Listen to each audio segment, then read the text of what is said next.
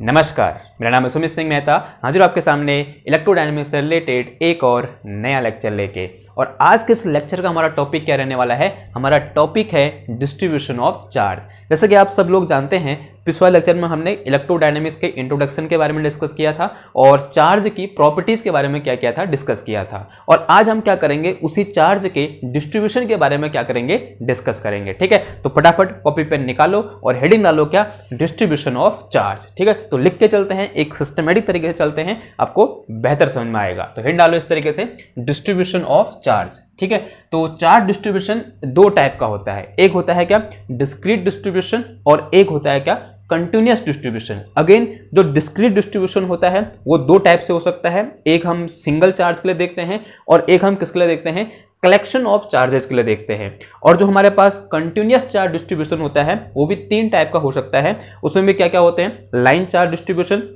Surface charge distribution और volume charge distribution होते हैं। ठीक है, तो उनको देखें तो पहले एक तरीके से यहाँ पर एक चार्ट बना लेते हैं। तो सबसे पहले यहाँ पे हेडिंग डालो क्या, डिस्ट्रीब्यूशन ऑफ चार्ज। हेडिंग क्या डालो, यहाँ पे हेडिंग डाल दी, उसके नीचे लिखो क्या, बीच में, पेज के बीच में लिखना। ठीक है, तो इस तरीके से लिखना, डिस्ट्रीब्यूशन ऑफ चार्ज। ठीक है, डिस्ट्रीब्यूशन ऑफ चार्ज। और डिस्ट्रीब्यूशन ऑफ चार्ज कितने टाइप का होता है, दो टाइप का होता है। एक होता है हमारे पास क्या, कंटिन्यूअस चार्ज डिस्ट्रीब्यूशन, और एक होता है हमारे पास क्या, डिस्क्रीट चार्ज डिस्ट्रीब्यूशन। इधर लिखो क्या, discrete charge distribution, discrete charge distribution. ठीक है, डिस्क्रीट चार्ज डिस्ट्रीब्यूशन। और जो दूसरे टाइप का डिस्ट्रीब्यूशन होता है वो होता है हमारे पास क्या, continuous charge distribution, continuous charge distribution. ठीक है, continuous charge distribution. Okay, short में लिखें ना। जो हमारे पास डिस्क्रीट चार्ज डिस्ट्रीब्यूशन रहता है ये अगेन दो टाइप में होता है। एक होता है मेरे पास क्या, सिंगल पॉइंट चार्ज। ठीक है, या फिर सिंगल चार्ज। ठीक है, एक तो क्या होता है हमारे पास सिंगल पॉइंट चार्ज, यानी हमें क्या करना है, सिंगल पॉइंट चार्ज की स्टडी करनी है। Single point charge as a source charge है हमारे पास। ठीक है, तो यहां पर क्या हो जाएगा, एक सिंगल पॉइंट चार्ज। ठीक है, पॉइंट चार्ज। एक मेरे पास सिस्टम है, उस सिस्टम में क्या है मेरे पास केवल एक सिंगल पॉइंट चार्ज है, तब उस टाइप के डिस्ट्रीब्यूशन को हम क्या बोल देंगे, सिंगल पॉइंट चार्ज डिस्ट्रीब्यूशन बोल देंगे। ओके, और जो दूसरा यहां पर होता है वो होता है हमारे पास क्या, कलेक्शन ऑफ चार्जेस। क्या होता है, कलेक्शन ऑफ चार्जेस। ठीक है, तो एक या फिर collection of point charges, collection of point charge. यानी मेरे पास कोई एक सिस्टम है जिस सिस्टम में क्या है, मेरे पास बहुत सारे चार्जों का क्या है, कलेक्शन है। तो फॉर एग्जांपल अगर मैं एग्जांपल की बात करता हूं तो अज्यूम कर लो ये कोई एक बॉडी है और इस बॉडी में क्या है, मेरे पास नंबर ऑफ चार्जेस हैं इस तरीके से। ठीक है, तो ये पॉइंट है, यहाँ पे डॉट है, किसको दिखा रहा है, चार्ज दिखा रहा है। लेट अस से यहाँ Q1 चार्ज है, Q2 चार्ज है, Q3 चार्ज है, एंड सो ऑन, कहां तक है, Qn तक है। यानी यहाँ पर कितने पॉइंट चार्ज हैं, n पॉइंट चार्ज का क्या है, एक कलेक्शन है, या बोल सकते हैं कॉम्बिनेशन बोल सकते हैं। तो इस टाइप के कलेक्शन को हम क्या बोलते हैं, या फिर इस टाइप के सिस्टम को हम क्या बोलते हैं, या फिर इस टाइप के डिस्ट्रीब्यूशन को हम क्या बोलते हैं, कलेक्शन ऑफ पॉइंट चार्ज बोलते हैं। क्लियर होगी बात? तो ये तो क्या थे, सिंपल थे। ये क्या हुआ, एक सिंगल चार्ज। ठीक है, मान लिया मेरी ये बॉडी में सिर्फ एक चार्ज है, तो मैं क्या हुआ, एक मतलब जो मेरा डिस्ट्रीब्यूशन हुआ यहाँ पर वो क्या हुआ, सिंगल चार्ज हुआ, यानी डिस्क्रीट डिस्ट्रीब्यूशन हुआ। तो यहाँ पर मेरे पास क्या होगा, सिंपल एक सिंगल चार्ज होगा। लेट अस से दिस चार्ज इज Q, और वो कैसा चार्ज होगा, पॉइंट चार्ज होगा। ठीक है, ओके। इंपॉर्टेंट क्या है, ये चीज है, ये तो हमको पता है कि ऐसा कुछ होगा। ये चीज इंपॉर्टेंट है कि कंटिन्यूअस चार्ज डिस्ट्रीब्यूशन कितने टाइप का होता है हमारे पास, अगेन तीन टाइप का होता है। तो यहां पर क्या क्या आते हैं मेरे पास, एक आता है मेरे पास क्या, लाइन चार्ज डिस्ट्रीब्यूशन। एक क्या आता है, पहला क्या होता है, line charge distribution. Line charge distribution कहने का मतलब क्या हुआ कि चार्ज अलोंग ए लाइन या फिर charge along a very thin wire, जो थिन वायर में जो चार्ज का डिस्ट्रीब्यूशन होगा उसे हम क्या बोल देते हैं, लाइन चार्ज डिस्ट्रीब्यूशन बोल देते हैं। ठीक है, तो दूसरा आता है यहां पर, वो क्या होता है मेरे पास, सरफेस चार्ज डिस्ट्रीब्यूशन। क्या होता है, सरफेस चार्ज डिस्ट्रीब्यूशन। अब सरफेस चार्ज डिस्ट्रीब्यूशन क्या होता है, किसी सरफेस में चार्ज किस तरीके से डिस्ट्रीब्यूटेड है उसे हम क्या बोल देते हैं, सरफेस चार्ज डिस्ट्रीब्यूशन बोल देते हैं। फॉर एग्जांपल ये एक सरफेस है, ये व्हाइट बोर्ड एक सरफेस है, इस सरफेस में चार्ज किस तरीके से डिस्ट्रीब्यूटेड है उसे हम क्या बोलेंगे, सरफेस चार्ज डिस्ट्रीब्यूशन बोलेंगे। ठीक है, और जो थर्ड आता है यहाँ पर वो क्या होता है, ऑब्वियसली बात है, पहले लाइन आया, अब सरफेस आया, अब क्या आएगा, वॉल्यूम आएगा। तो थर्ड टाइप का जो चार्ज डिस्ट्रीब्यूशन होता है वो क्या होता है, वॉल्यूम चार्ज डिस्ट्रीब्यूशन होता है। ठीक है, क्या होता है, वॉल्यूम चार्ज डिस्ट्रीब्यूशन होता है। यानी किसी एक वॉल्यूम में, ठीक है, मान लिया कोई वॉल्यूम है मेरे पास या फुटबॉल मान लिया, उस फुटबॉल के अंदर चार्ज किस तरीके से डिस्ट्रीब्यूटेड है। फुटबॉल के अंदर तो खोखली होती है, उसमें वैसे कोई चार्ज नहीं होगा। अगर उसके अंदर में हवा मानो तो हवा में चार्ज पार्टिकल होते हैं, तो उसके फुटबॉल के अंदर की जो हवा है उस हवा में चार्ज पार्टिकल किस तरीके से डिस्ट्रीब्यूटेड है उसको कौन बताता है, या फिर उसको हम क्या बोल देते हैं, वॉल्यूम चार्ज डिस्ट्रीब्यूशन बोल देते हैं। इतनी बात क्लियर होगी। ओके, नाउ एक एक करके क्या करते हैं, इनके साथ हम डील करते हैं। तो इनके बारे में ज्यादा कुछ बोलने की जरूरत नहीं है। This is single charge. Single point charge का मतलब एक चार्ज, ठीक है, कहीं पर रखा हुआ है एक चार्ज। इस चार्ज को हम जब स्टडी करेंगे तब उसे हम क्या बोल देंगे, सिंगल चार्ज बोलेंगे। और ये क्या हुआ, कलेक्शन ऑफ चार्ज, यानी मेरे पास एक सिस्टम है जिसमें क्या है, नंबर ऑफ चार्जेज हैं, ठीक है। तो लेट अस से Q1 Q2 Q3 Q4 dated as Qn, ठीक है। तो ये क्या हो गया, एक कलेक्शन ऑफ चार्जेज हो गया। अगर मैं इस सिस्टम के लिए टोटल चार्ज निकालना चाहूं, क्या निकालना चाहूं, टोटल चार्ज निकालना चाहूं, तो क्या कर दूंगा, इन सब चार्जों को ऐड कर दूंगा। तो क्या आ जाएगा, देखो Q1 plus Q2 plus Q3, और कितने चार्ज हैं यहाँ पर, n पॉइंट चार्ज हैं, तो कितना आ जाएगा, ये Qn आ जाएगा, ठीक है। इस तरीके से ऐड कर दोगे तो नेट Q इक्वल टू क्या हो जाएगा, इसको ऐसे भी लिखता हूं मैं इन टर्म्स ऑफ समेशन। तो ये आ गया मेरे पास Qi आ गया, और i कहाँ से कहाँ है, 1 से लेकर n तक। तो i कहाँ से कहाँ है, 1 से लेकर n तक। तो ये क्या आ जाएगा, net charge in any system which is collection of point charges, ठीक है। तो इस तरीके से वहां पर क्या निकाल देंगे, हम नेट चार्ज निकाल देंगे। यहां पर तो नेट चार्ज निकालने की जरूरत है ही नहीं, क्योंकि एक ही चार्ज है, वही क्या होगा, उस सिस्टम का नेट चार्ज होगा। इधर बात करते हैं। सबसे पहले यहाँ पे हिंट डालो, क्या, लाइन चार्ज डिस्ट्रीब्यूशन, ठीक है, लाइन चार्ज डिस्ट्रीब्यूशन। हेडिंग क्या डालो सबसे पहले, लाइन चार्ज डिस्ट्रीब्यूशन। ओके, तो distribution of charge along A line, ठीक है, किसी लाइन के अलोंग जो चार्ज डिस्ट्रीब्यूशन होता है उसी को हम क्या बोलते हैं, लाइन चार्ज डिस्ट्रीब्यूशन बोलते हैं। तो यहां पर लिखो distribution of charge, distribution of charge along A line, along A line, और इसको ऐसे ही बोल सकते हैं, और थिन वायर, और थिन वायर, ठीक है। किसी थिन वायर में चार्ज किस तरीके से डिस्ट्रीब्यूटेड है उसी को हम क्या बोल देते हैं, लाइन चार्ज डिस्ट्रीब्यूशन बोल देते हैं, ठीक है। और इसको हम ऐसे भी लिख सकते हैं, जैसे मेरे पास दिखा सकते हैं, माना ये वायर है, ठीक है, कोई एक थिन वायर है और इसमें मैंने कुछ चार्ज डाल दिया, माना इसमें कितना चार्ज डाल दिया, पॉजिटिव चार्ज डाल दिया। अब चार्ज डालने के बहुत सारे तरीके हो सकते हैं। मैंने क्या किया, ये उस वायर को पकड़ा और इसे रब कर दिया किसी एक कपड़े से या सूखे कपड़े से, मैंने इसको रब किया। तो रब करने से हम जानते हैं इस वायर में क्या आ जाएगा, चार्ज आ जाएगा। एक और तरीका होता है कि इसके बीच क्या लगा दिया हमने, पोटेंशियल डिफरेंस लगा दिया, कुछ भी कर दिया। यहाँ बोल सकते हैं इंडक्शन से हम यहाँ पर क्या कर सकते हैं, चार्ज प्रोड्यूस कर सकते हैं। तो चार्ज प्रोड्यूस करने के बहुत सारे तरीके होते हैं, तो उन्हीं में से कोई एक तरीका हमने ले लिया। और माना वो तरीका क्या है, मैंने कपड़ा पकड़ा और इस वायर को क्या किया, ऐसे रब किया। वायर को रब करने से क्या होगा, वायर के ऊपर चार्ज आ जाएगा। तो लेटर से इसमें कितना चार्ज आ गया है, पॉजिटिव चार्ज आ गया है इस तरीके से, ठीक है। क्या आ गया है, इस तरीके से पॉजिटिव चार्ज आ गया है। और अज्यूम करो इस वायर की लेंथ कितनी होती है, कितनी है, L है। मान लिया इस वायर की लेंथ कितनी है, L है। और हम इंटरेस्टेड होते हैं क्या निकालने में, चार्ज पर यूनिट लेंथ निकालने में। किसमें इंटरेस्टेड होते हैं हम, इसमें पूरा कितना चार्ज है वो तो बात की बात है। उससे पहले हमारा इंटरेस्ट किसमें होता है कि पर यूनिट लेंथ में कितना चार्ज है, उसको मतलब निकालने से हमें कुछ फायदा होता है। देखो फायदा क्या होता है, आप सब लोग जानते हैं ना, आपने क्लास 10th में या बोल सकते हैं 8th 9th में ऐसे सवाल किए होंगे कि बताओ 50 kg चीनी का मूल्य कितना है अगर 1 kg चीनी का मूल्य इतना है, ठीक है। तो आपको पता है अगर आपको 1 kg चीनी का मूल्य पता है तो 50 kg चीनी का मूल्य निकालना बहुत ही आसान है।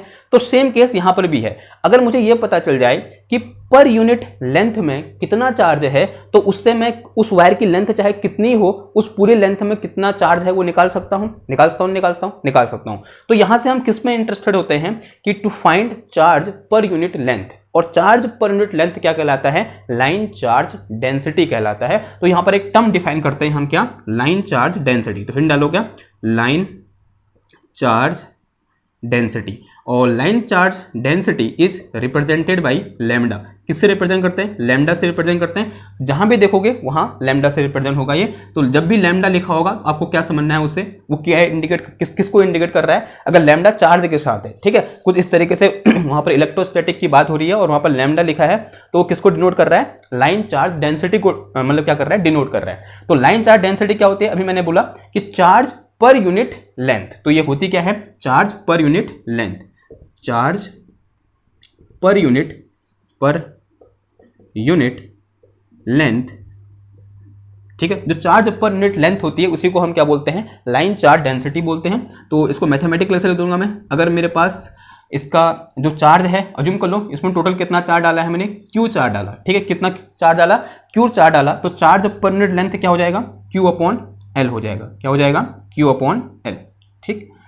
चार्ज पर यूनिट लेंथ क्या हो जाएगा मेरे पास, क्यू अपॉन एल हो जाएगा। और इसी को मैं क्या बोलता हूं, लाइन चार्ज डेंसिटी बोलता हूं। अगर मैं यूनिट की बात करूं, किसकी बात करूं, अगर मैं यूनिट की बात करूं कि लैम्डा की यूनिट क्या हो जाएगी, यहां से देख सकते हो, देखो क्या हो जाएगा, this will be equal to coulomb per metre, क्योंकि चार्ज की यूनिट क्या होती है, कूलाम होती है, और नीचे क्या है, लेंथ, लेंथ की यूनिट क्या होती है, मीटर होती है। तो क्या आ जाएगा, ये कूलाम पर मीटर आ जाएगा। क्लियर है इतनी बात, ओके। नाउ थोड़ा सा आगे बढ़े। अब ये तो किसकी बात होगी मेरे पास, लाइन चार्ज डेंसिटी की बात होगी। समझ में आया लाइन चार्ज डेंसिटी क्या होता है, आई होप समझ में आया होगा। अभी क्वेश्चन करेंगे तो बेहतर समझ में आएगा कि चार्ज डेंसिटी से क्या मतलब होता है, हम किसी एक बॉडी के लिए चार्ज कैसे फाइंड करेंगे। अभी थोड़ा बहुत कोई ऐसे लिख लो, अभी जब मैं क्वेश्चन करूंगा तब आपको बेहतर समझ में आएगा। अगला लिखो क्या है यहाँ पर, सरफेस चार्ज डेंसिटी। जो नेक्स्ट हमारे पास चीज है वो क्या है, हमारी सरफेस चार्ज डेंसिटी है। सरफेस चार्ज डिस्ट्रीब्यूशन, डेंसिटी इसके बाद आएगी, ठीक है। सरफेस चार्ज डिस्ट्रीब्यूशन, तो सरफेस चार्ज डिस्ट्रीब्यूशन का मतलब क्या हुआ, distribution of charge on surface. किसी सरफेस में चार्ज किस तरीके से डिस्ट्रीब्यूटेड है उसी को हम क्या बोल देते हैं, सरफेस चार्ज डिस्ट्रीब्यूशन बोल देते हैं। तो यहां पे क्या लिख दो, distribution of charge on any surface. किसी सरफेस में चार्ज का डिस्ट्रीब्यूशन को ही क्या कहलाता है, सरफेस चार्ज डिस्ट्रीब्यूशन कहलाता है। जैसे हमने यहां पर क्या निकाला, लाइन चार्ज डिस्ट्रीब्यूशन निकाला, उस तरीके से यहां पर हम क्या निकाल सकते हैं, सरफेस चार्ज डिस्ट्रीब्यूशन निकाल सकते हैं। तो थोड़ी देर अज्यूम करो कि मेरे पास इस तरीके से यहां पर क्या है, एक सरफेस है, ऐसा हम कुछ अज्यूम कर सकते हैं, सरफेस यूं करके, और इसमें मैंने क्या कर दिया, अब इसके भी बहुत सारे तरीके हो सकते हैं इसमें चार्ज डालने के। इसको रब कर दो सरफेस को, तो सरफेस को रब करोगे तो उसमें क्या आ जाएगा, इस तरीके से ऐसे चार्ज आ जाएगा। अब पॉजिटिव नेगेटिव कुछ भी आ सकता है, तो पॉजिटिव दिखने में अच्छा होता है तो मैं पॉजिटिव लिख दे रहा हूं यहाँ पर, ठीक है। मान लिया इसमें कितना चार्ज आ गया, पॉजिटिव चार्ज आ गया, ठीक है। और कितना चार्ज आया, पॉजिटिव चार्ज आया, और रेड से कितना चार्ज आ गया, क्यू चार्ज आया। कितना चार्ज आया इस पर, टोटल क्यू चार्ज आया। अब ये सरफेस है, और सरफेस का क्या होता है, कुछ सरफेस एरिया होता है, और अज्यूम कर लो इसका सरफेस एरिया कितना है, ए है, ठीक है। जो सरफेस एरिया है वो कितना अज्यूम कर लिया हमने, ए अज्यूम कर लिया। ए क्या किसको रिप्रेजेंट कर रहा है यहाँ पर, सरफेस एरिया को रिप्रेजेंट कर रहा है, और क्यू किसको रिप्रेजेंट कर रहा है, इसमें टोटल कितना चार्ज है उसको रिप्रेजेंट कर रहा है। तो यहाँ पर मैं क्या निकाल सकता हूँ, सरफेस चार्ज डेंसिटी नामक एक टर्म को डिफाइन कर सकता हूँ। यानी कहने का मतलब क्या है, मैं किस में इंटरेस्टेड हूँ कि पर यूनिट एरिया में कितना चार्ज है। जैसे यहाँ पर किस में इंटरेस्टेड था मैं, पर यूनिट लेंथ में कितना चार्ज है, उस तरीके से यहाँ पर मैं किस चीज में इंटरेस्टेड हूं कि पर यूनिट एरिया एलिमेंट में कितना चार्ज है। यहाँ बोल सकते हैं पर यूनिट एरिया में कितना चार्ज है। तो चार्ज पर यूनिट एरिया, या फिर ऐसे लिखो कि सरफेस चार्ज डेंसिटी, क्या लिखो, सरफेस चार्ज डेंसिटी। तो सरफेस चार्ज डेंसिटी होती क्या है, इसको अगर मैं डिफाइन करना चाहूंगा तो कैसे डिफाइन कर देंगे, चार्ज पर यूनिट एरिया। क्या हो जाएगा, charge per unit area, charge per unit area is called surface charge density. और अगर मैं मैथमेटिकली लिखूंगा, and it is represented by, जैसे इसको हमने लैम्डा से दिखाया, तो इसको किससे दिखाते हैं हम, सिग्मा से दिखाते हैं। किससे दिखाते हैं, सिग्मा से दिखाते हैं। तो यहां पर हमारे पास जो सिग्मा इक्वल टू आ जाएगा, सॉरी वो क्या आ जाएगा मेरे पास, charge per unit length, sorry per unit area, यानी क्या आ जाएगा, क्यू अपॉन ए आ जाएगा। तो Q upon A is charge per unit area. तो उसकी यूनिट क्या हो जाएगी, यूनिट बताओ, तो ऐसा यूनिट हो जाएगी किसकी, सिग्मा की ऐसा यूनिट हो जाएगी मेरे पास क्या, सी अपॉन या फिर क्यू अपॉन एरिया है। तो क्यू अपॉन एरिया मतलब सी अपॉन क्या आ जाएगा, ये मीटर स्क्वायर आ जाएगा, ठीक है। क्या आ जाएगा, क्यू अपॉन मीटर स्क्वायर, ये क्या हो जाएगी, इसकी यूनिट हो जाएगी। क्लियर है इतनी बात, ओके। नाउ अब नेक्स्ट स्टेप क्या है हमारा, वॉल्यूम चार्ज डेंसिटी। इसे मिटाऊं, ठीक है, स्क्रीनशॉट ले लो, फिर लिखते हैं किसके बारे में, वॉल्यूम चार्ज डेंसिटी के बारे में। आई होप ले लिया होगा, तो फटाफट हिंट डालो क्या, वॉल्यूम चार्ज डेंसिटी। और उसको जैसे हमने यहां डिफाइन किया इन दोनों को, ऐसे उसी तरीके से अपने मन से एक बार डिफाइन करने की क्या करो, कोशिश करो। तो लिखो, हेडिंग डालो क्या, वॉल्यूम चार्ज डेंसिटी। तो नेक्स्ट क्या है हमारे पास, दिस इज वॉल्यूम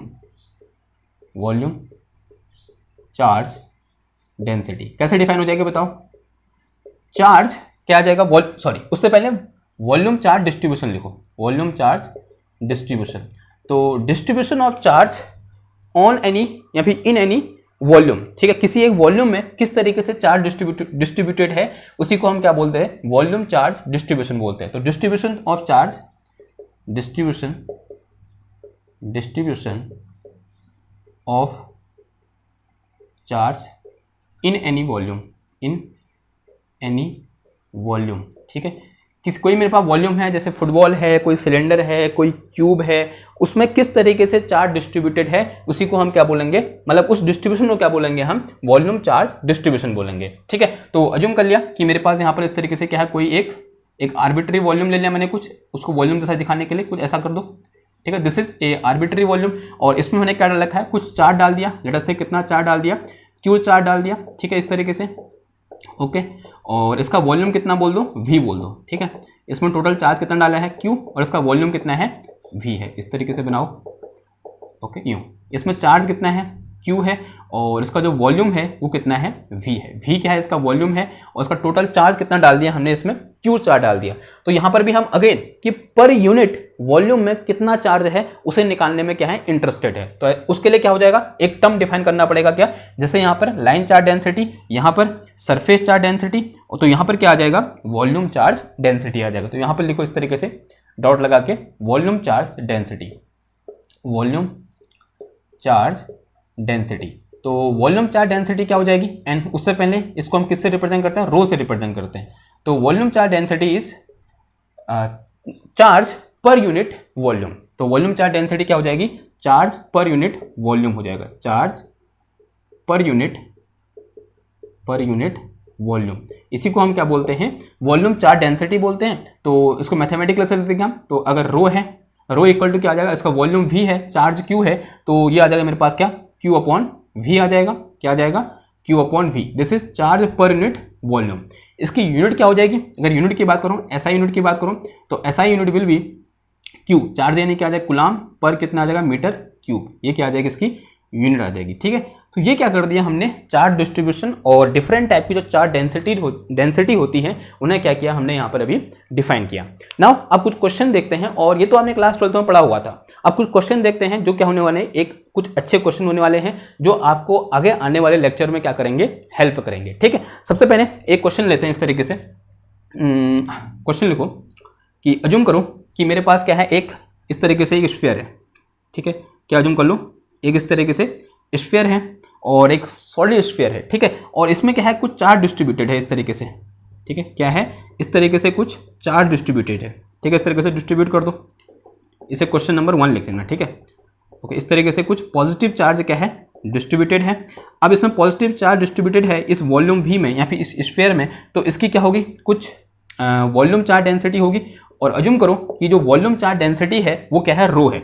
इसकी वॉल्यूम चार्ज डेंसिटी कितनी अज्यूम कर लो, रो बोल दो, और वो कुछ होगा, और कुछ ऐसा अज्यूम करो कि रो इज इक्वल टू क्या है, के आर है। ध्यान सुनना, रो इक्वल टू क्या है, के आर है, ठीक है। अभी तक इस केस में और इस केस में हमने ऐसा अज्यूम किया था कि जो हमारा रो है वो क्या है, एज ए कांस्टेंट हमने ट्रीट किया था। लेकिन अभी यहां पर देखो जो रो है वो कांस्टेंट नहीं है, वो आर के साथ क्या कर रहा है, वेरी कर रहा है। तो रो इज इक्वल टू क्या है मेरे पास, के आर है।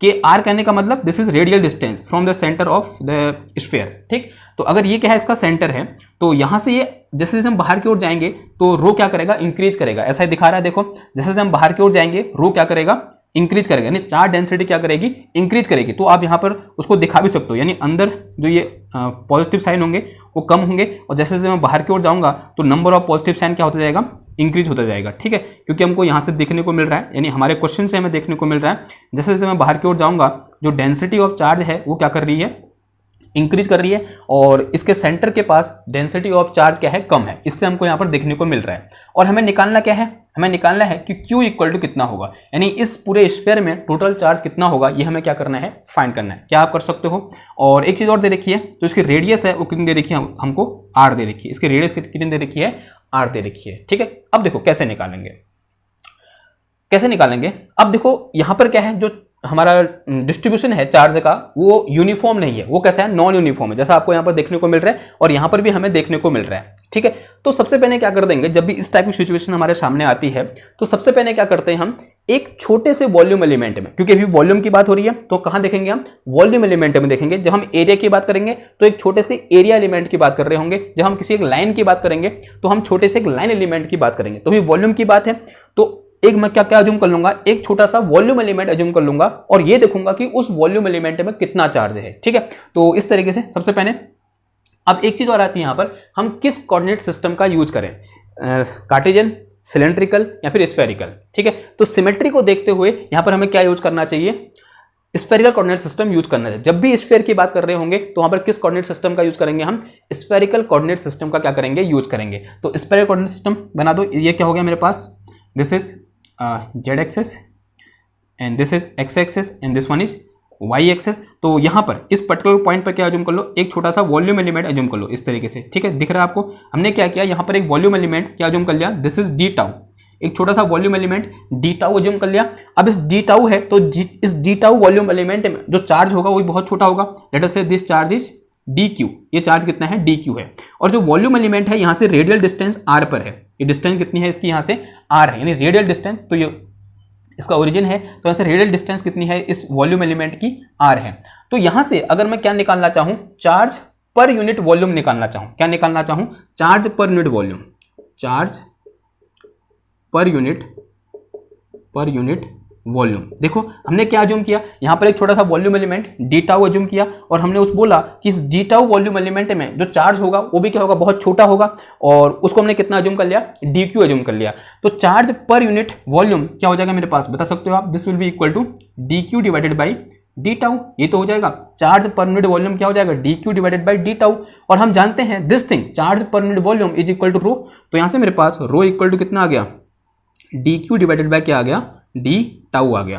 तो जब भी हमारे पास जो क्या हो, जो हमारा डिस्ट्रीब्यूशन ऑफ चार्ज हो नॉन यूनिफॉर्म हो, तो हमें इस तरीके से, मतलब हमारी सिचुएशन है उसको हमने इस तरीके से डील करना है। यहाँ पर तो हमारे पास जो डिस्ट्रीब्यूशन था वो कैसा था, यूनिफॉर्म था।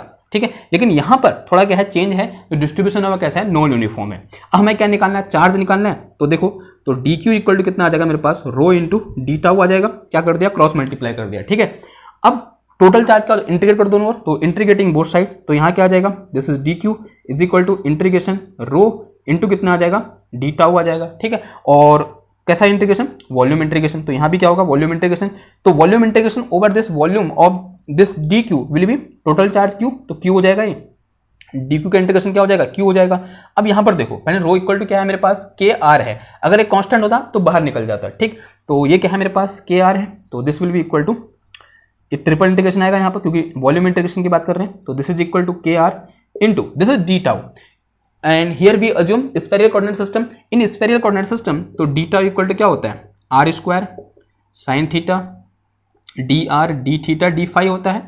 ठीक है, तभी मैंने कहा था वेक्टर ध्यान से पढ़ लेना, तो वेक्टर से हमने ये सीखा हुआ है कि d tau equal to r square sine theta d r d theta d phi. तो उठा के यहाँ से उठा के इधर रख दो, तो ये आ गया मेरे पास कितना, r square and this is sine theta d r d theta, और ये क्या आ गया मेरे पास यहाँ पर डी फाई आ गया।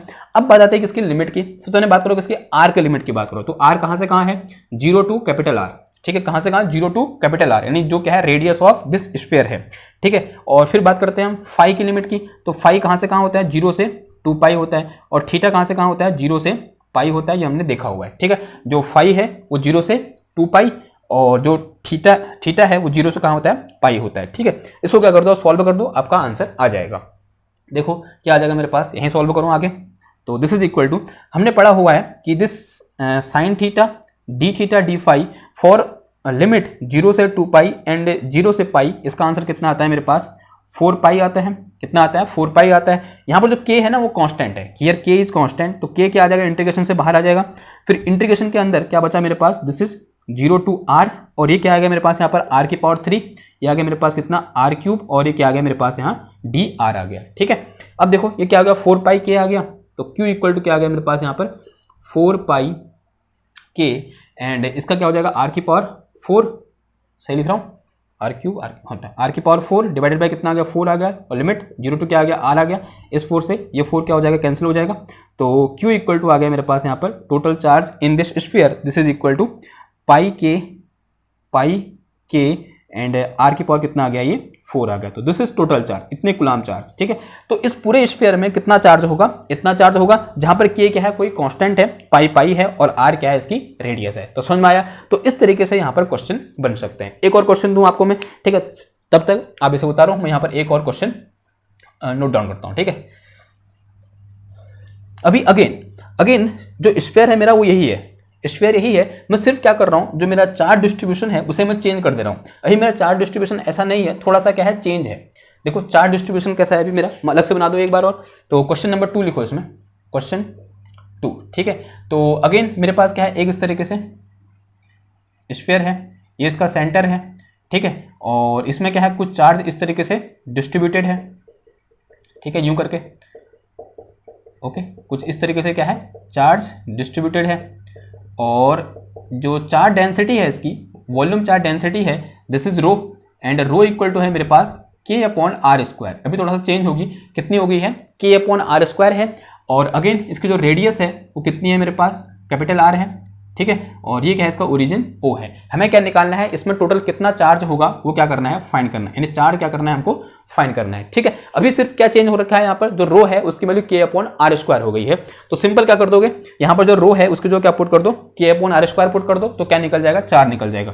तो चार्ज Q इक्वल टू कितना आ गया मेरे पास, यहाँ पर ट्रिपल इंटीग्रेशन, तो this is equal to rho into d tau आ गया, ओके। तो Q इक्वल टू ये आ गया मेरे पास कितना, ट्रिपल इंटीग्रेशन ऑफ रो की जो क्या है मेरे पास K/r² और डी टाउ की जगह r² sine theta dr d theta and this is d phi. Limit देखो, लिमिट r की लिमिट कहाँ से कहाँ है, 0 टू कैपिटल R है, और फाई की 0 से 2 पाई है, और थीटा की 0 से कहाँ है, पाई है। तो यहाँ से Q इक्वल टू देखो, इस r² से r² कैंसिल हो जाएगा, K कांस्टेंट है, बाहर आ जाएगा। और इसका इस साइन और theta d theta d phi का इंटीग्रेशन फॉर लिमिट 0 से पाई एंड 0 से 2 पाई कितना होता है मेरे पास, 4 पाई होता है, ये तो हमको पहले से पता है। अब देखो यहाँ क्या बचा अंदर, दिस इज 0 टू R, और ये बच गया मेरे पास सिंपल dr बचा, ओनली ऑन कितना बच गया, dr बच गया। तो this is equal to, this will be equal to, ये आ गया मेरे पास कितना, 4 पाई K और इंटू क्या आ गया, R आ गया, ठीक है, 4 पाई K R। तो ये क्या निकल गया, चार्ज निकल गया इस स्फीयर में, ठीक है, ओके। समझ में आया क्वेश्चन। अब देखो एक क्वेश्चन और कर ले, तो क्वेश्चन नंबर 3, एक क्वेश्चन और देखो, question number 3।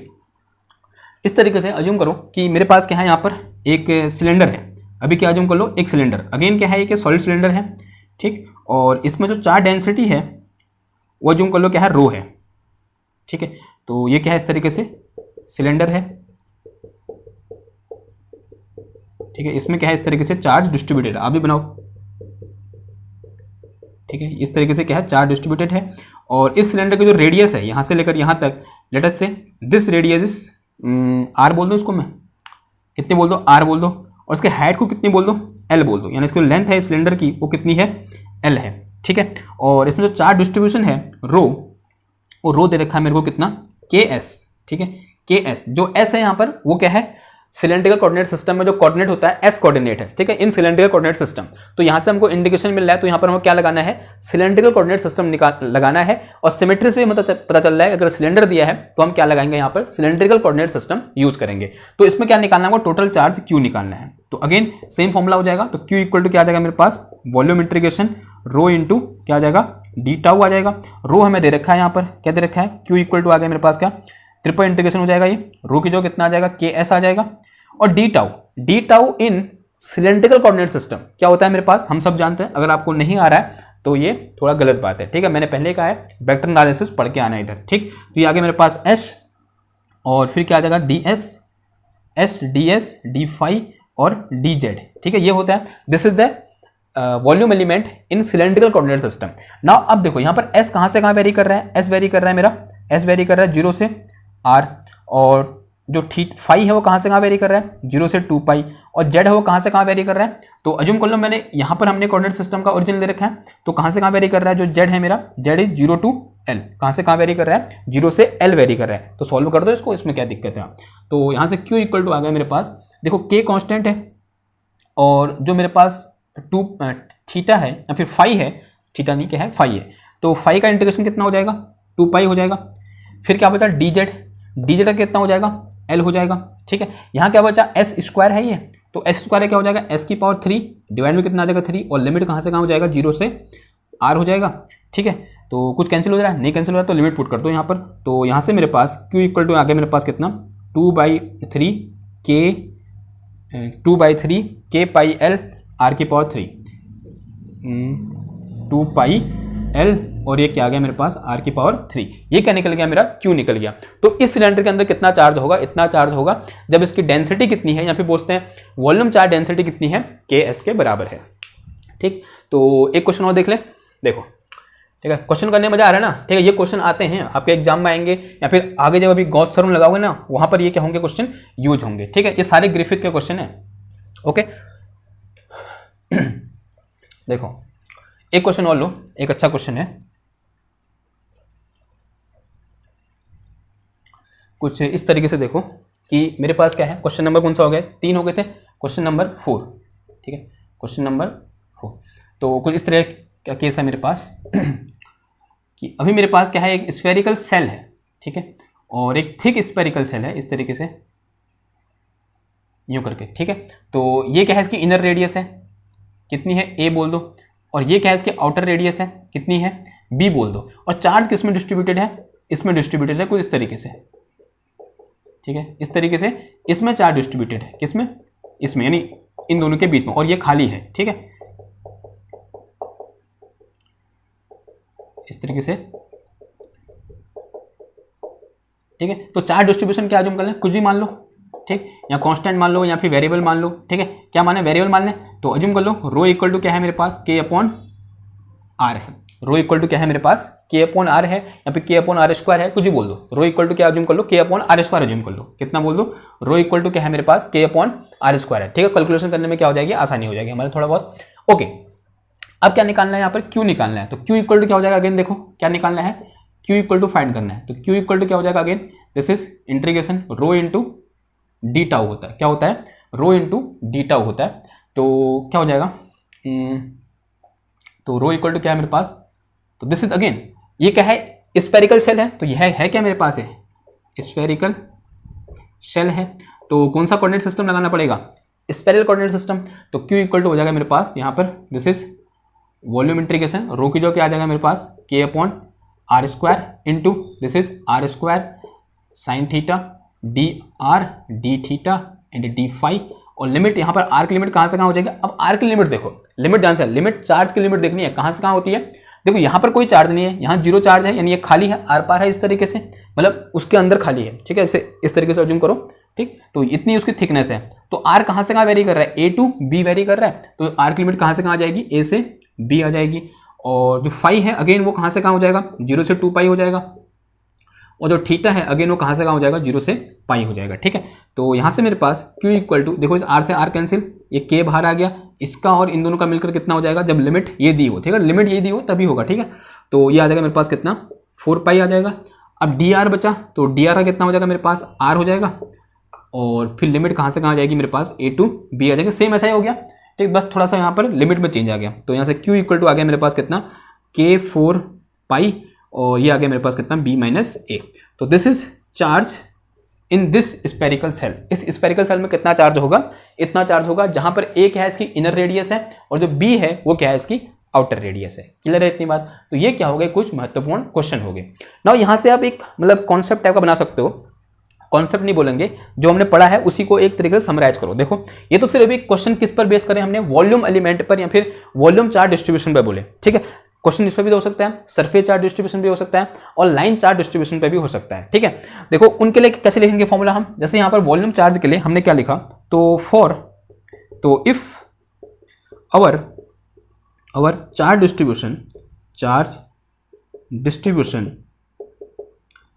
Distribution is not uniform, then we use following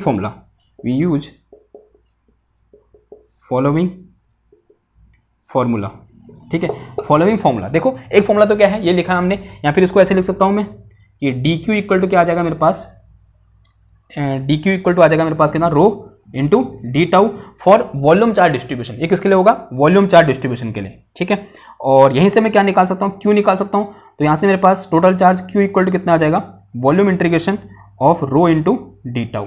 ठीक है, एक ही फॉर्मूला बन गया। ओके, इसमें कोई रटना अड्डा तो है नहीं, सिर्फ हमने क्या लिखा है, जो अभी तक हमने किया उसी को हमने यहाँ पर लिख दिया।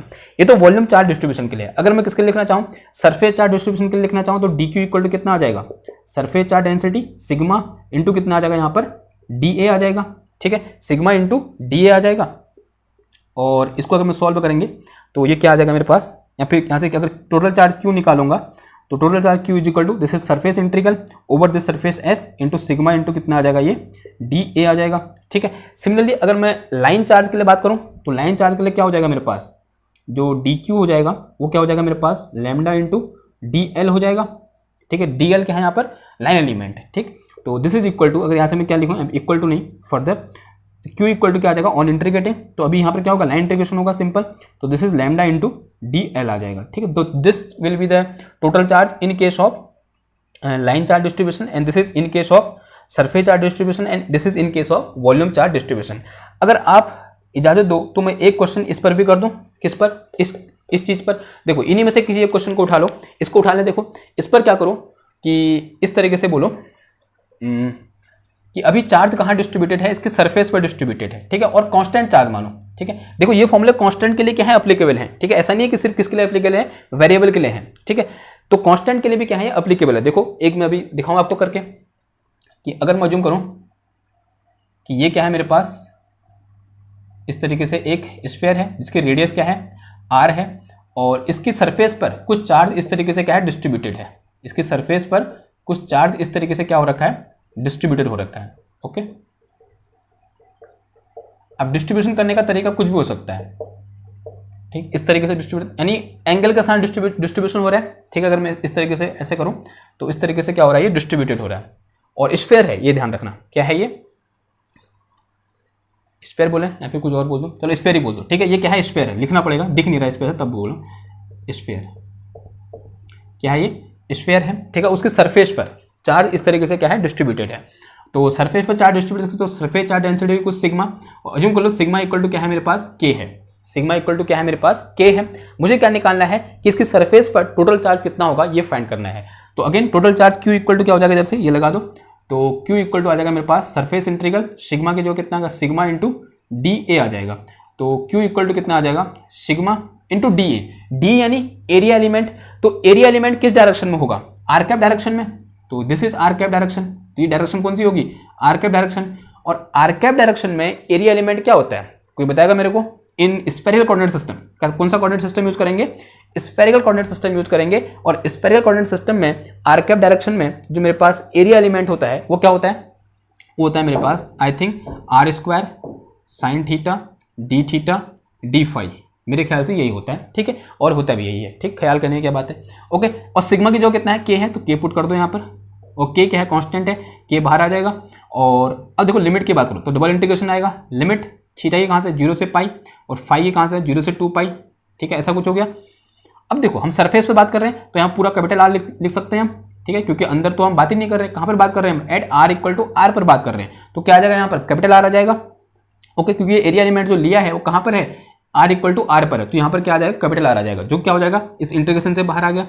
और फिर क्या बचा मेरे पास, डबल इंटीग्रेशन 0 से पाई और 0 से 2 पाई, और ये आ गया मेरे पास कितना, साइन थीटा और डी फाई। तो this is equal to k r square into इसकी वैल्यू क्या होती है, 4 पाई, तो this is equal to 4 pi r square into k आ गया, ठीक है।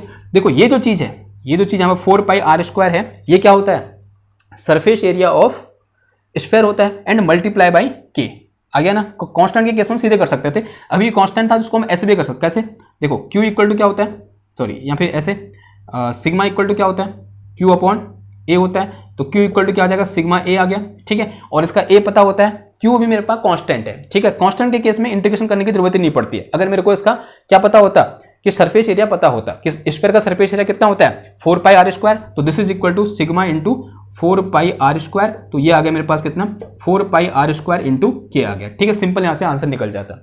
लेकिन जब हमारे पास जो सिग्मा अगर वेरिएबल निकल जाता तब इसको हम नहीं लगा पाते, तो उसके लिए क्या करना पड़ता मेरे को, पहले एक छोटे से एलिमेंट में चार्ज निकालना पड़ता, फिर उसके बाद यहाँ पे छोटा सा एलिमेंट कंसिडर करना पड़ता, फिर इंटीग्रेशन की हेल्प से क्या करना पड़ता, हमको टोटल चार्ज निकालना पड़ता, ठीक है। तो ये क्या हो गया, हमारा चार्ज डिस्ट्रीब्यूशन हो गया, और उससे रिलेटेड कुछ बेहतरीन क्वेश्चन होंगे। ये जब तक हमारी इलेक्ट्रोस्टैटिक चलेगी तब तक ये चीज़ें आपके सामने आती रहेंगी बार बार, ठीक है। तो ये तो क्या था, एक सिंपल एक बोल सकते हैं ट्रेलर था, अभी कहानी अभी बाकी है, ओके।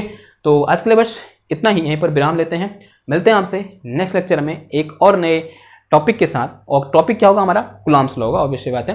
तो तब तक के लिए थैंक यू, धन्यवाद, बाय बाय।